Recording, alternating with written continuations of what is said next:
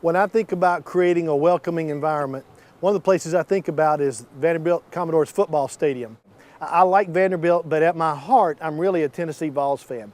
And wherever you fall on that or wherever, if you like sports at all, you've got to admit, up until the last couple of years when, every dog has its day, that for the most part, this was a pretty welcoming environment for Tennessee when they would come to town.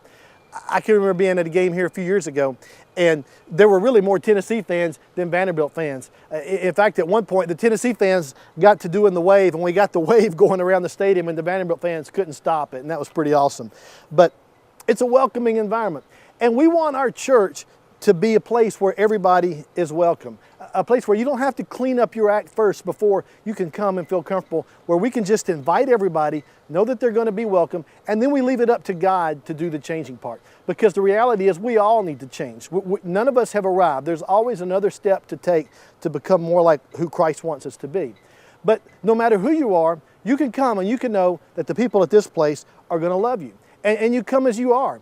Our dress code is basically, please do, okay? Please just put something on and cover some things up. But please just come. And come with your stuff. Bring your hurt, bring your past, bring your agnosticism, bring your mullet if you're still sporting one of those. But just come as you are. Paul writes in Romans 12:13, share with God's people who are in need, practice hospitality. Now this kind of hospitality is really more than being like a Walmart greeter and just greeting people and keeping them at a distance and keeping everything on the surface. This is really about receiving people into our lives.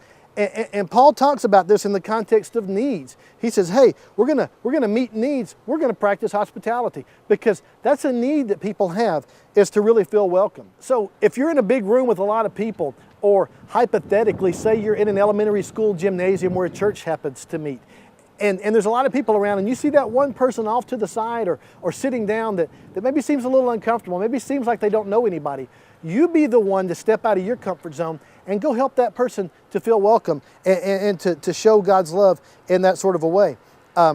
Because anybody can play it safe. Anybody can just hang back with their friends and in their own comfort zone, but you be the one to reach out and make people feel welcome. You might say, well, I'm not a people person. I'm not gifted at that. I'm not good at talking to people. Well, he says practice hospitality. Underline that in that verse.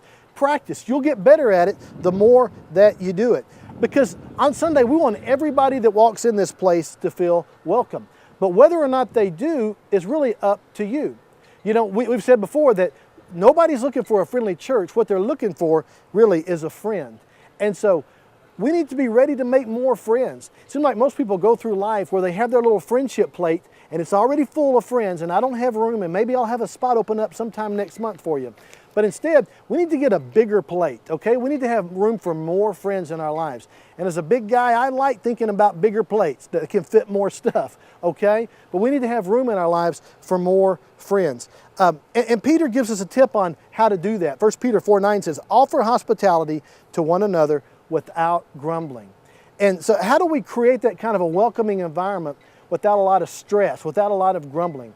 I think the way we do that as a church is that it starts way before Sunday. It starts with the way that we're receiving people into our lives, the way we're living hospitality. It starts just in having fun. We can receive people into our lives by receiving them into our homes. It's as simple as inviting somebody over just to play cards and have ice cream. Because you might have a friend that maybe they don't really like Jesus yet, but they probably like dessert.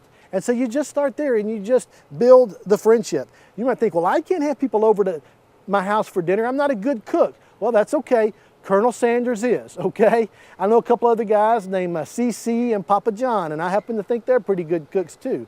And my kids, they think Ronald McDonald is like a culinary genius. But whatever food you like, the thing is, it's not about the food, it's about the friendship.